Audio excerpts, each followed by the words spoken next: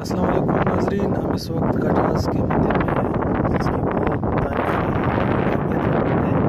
इसके बारे में कहा जाता है कि राम जो हिंदुओं का खुदा तस्वर किया जाता है, उनकी बीवी को रावण उठा कर ले गया, तो वो फिर इसकी याद में इतना उनके नज़रिए के मुताबिक कि उससे एक तालाब वजूद में है, वो तालाब ये है जिसको आप देख सकते हैं।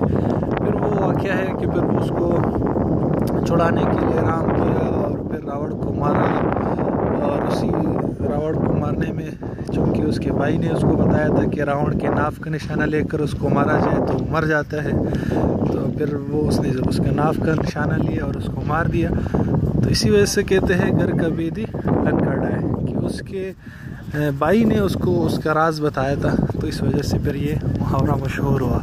ये आप देख सकते हैं, सब कुछ इसमें आपके सामने है, और मज़ीद भी हम आपको तस्वीरों के ज़रिए आगाह कर लेंगे। अस्सलाम वालेकुम।